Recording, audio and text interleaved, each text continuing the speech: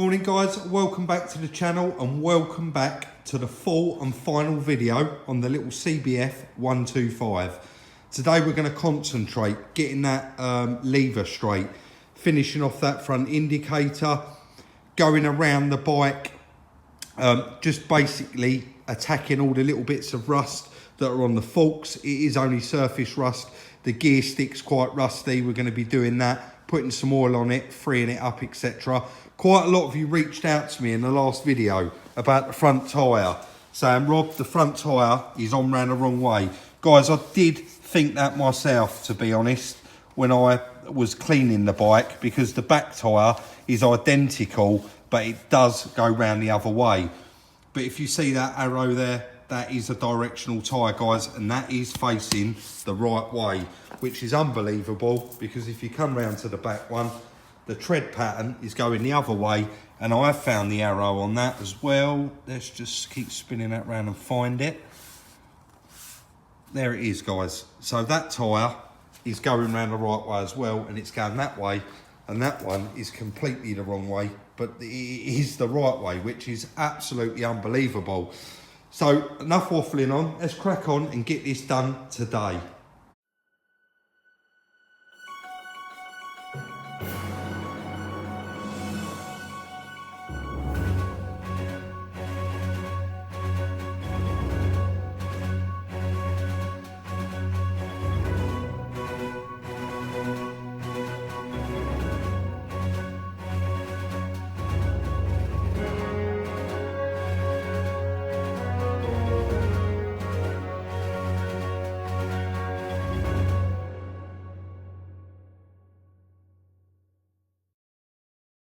So as you would have seen there in that bit of time lapse, guys, I really did get on with it, and it just doesn't take long. You may have noticed in the last video the indicators was not flashing. There was an issue with a flasher unit. Chris managed to sort that out. I did go ahead and straighten that foot peg out. That's now back where it should be. It may need some minor adjustments. Till I get jump on it and put my foot on it, we're not going to 100% know. The front mud guard, just before the weekend, I fiberglassed all the inside of it. You would have seen now I've rubbed it down. I've V'd out the crack on the top, which is now really secure because of that fiberglass. And I've put a small skim of filler over the top. And as soon as that goes off, I'll be rubbing that down and getting that prepared to paint. I'm now going to move on, try and get rid of these little rusty marks here, try and clean them up the best I can, and then obviously move on to this gear stick. It really does look quite rusty. And then obviously moving on to these little rusty parts and just going around, giving it a good tidy up and start polishing it, cleaning it up, ready for the MOT. But at the moment, everything seems to be working fine now.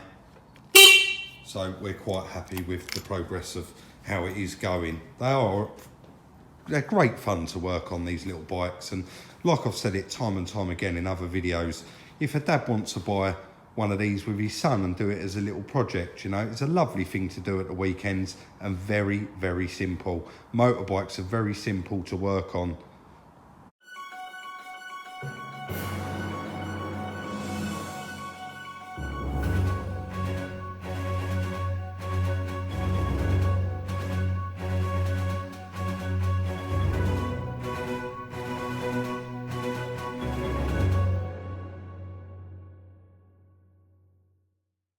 Sorry guys, I do try and show as much as I can, and I know that time lapse, sometimes I do hold things there for quite a while and it still flashes past so fast that you can't see it.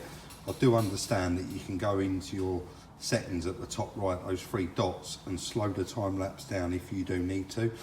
So I took the gear stick off, the whole lot, and I rubbed it down on the bench grinder. I've zinc primered it to prevent it from rusting again, and then satin blacked the whole thing. That was the best thing to do. So I am going to be fitting that back on in a moment. I have gone round and removed quite a lot of rust off of the little bits and pieces as well, the absolute best I can. So I'm going to be fitting that gear stick on there.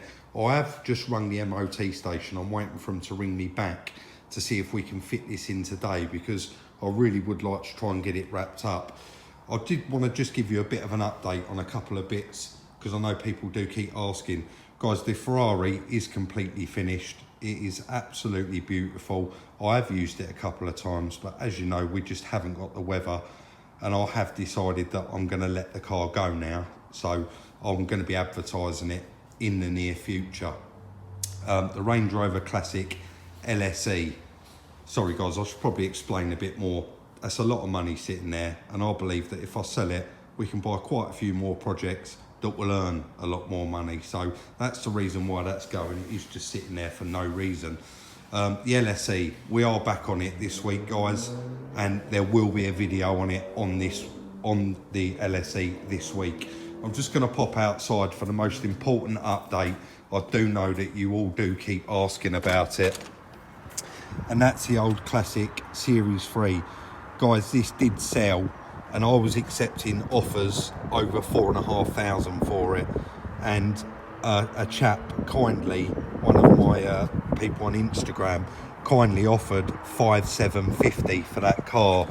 So we actually donated £1,250 to the Melzer House Children's Hospice, and that was donated via gift aid as well. I was able to use gift aid, so they actually received over £1,500, and I'll stick a picture after this little bit now.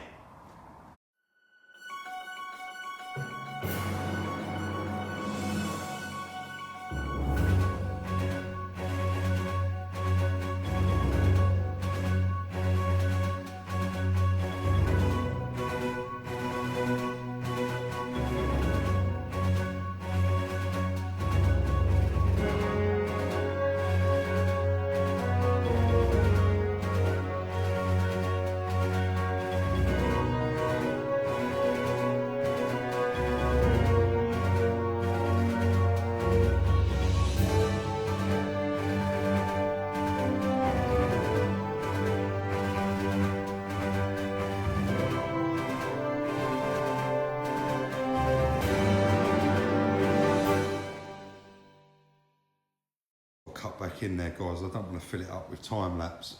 I'll just give it a very minor dust coat and then just give it its first coat. So we'll wait for that to go off, and then I'll give it another couple of coats, and we'll get that fitted back on. I've got the MOT booked for 4 o'clock, so I've got about an hour and a half to finish that off and get it on the bike. But so far, so good. Actually looks quite good, and I'm glad we saved it.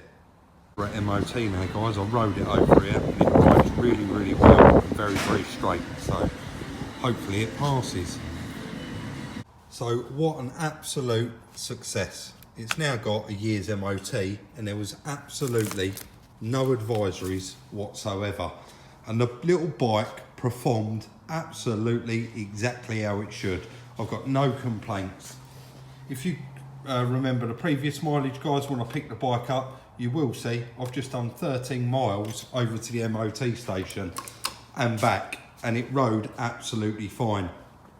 You'll probably notice that front mudguard, it is a slightly different shade, but as you know, we've got a good relationship with the people down at Kent Paints. I'm going to take him the old fairing, get him to paint match it, and we'll whip that off and give that another coat over. But it is now all repaired, and that's a good base to start with now. So all in all, I'm not going to be doing any more on this bike, any more videos on it. This will be the end of the videos on this bike. There is a couple of little tweaks that I'm going to do off camera, like stick that sticker around the petrol cap.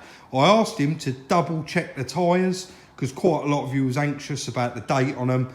And guys, the tyres, he said, are absolutely perfect. There's no perishing in them whatsoever. So I have no intention of changing them. I am just going to quickly cut out for a minute. Sorry guys, I've got the early dinner call there to get home, so I will make this quick. I'm going to sit down, we're going to crunch the numbers, the favourite bit. The most important bit, guys, the numbers. So if you remember when we bought the bike, it was just over about £350, but with the fees, it was £495. This new panel that we bought was 54 something, so let's call it £55. The levers were £8.50, which were a bargain. The MOT that I've just had done was £25. The battery, as you know, I got really cheap with that best offer, was £16. The logbook, unfortunately, had a keeper on file and it is unrecorded. So I had to pay £25 for that logbook. Diesel and petrol. Obviously I went down in the truck to collect it. That was 20 quid and we chucked a £5 can of petrol in this, so 25. The handlebars were £24. Labour wise, I've done altogether about 15 hours on it. I've just had a little bit of time on it here and there. And the total price we got, don't forget we wanted to do this in a budget under £750. We did it. Total price was £673.50. And I'm over the moon with that for that money. That's absolutely fantastic. As soon as the logbook arrives and I've finished all the little jobs that I want to do on it, I'm going to advertise it for £1,000. And I think I've still looked on the internet and there's not one on there that cheap, regardless of, you know, what a few of you did think that I was being optimistic with the price. But I want £1,000 for it and it's going to sell for £1,000. I know it is. So guys, I'm not going to waffle on. That is going to be the end of today's video. I want to thank you all very much for watching. Check out the merch store, link is in the description for the little sneak peeks, Salvage Rebuilds. Once again, thank you very much for watching. If you enjoy it, give it a thumbs up. It really helps us out and it shows your appreciation. We really appreciate it. Thank you. Like, subscribe and share, and we'll see you very soon in the next one.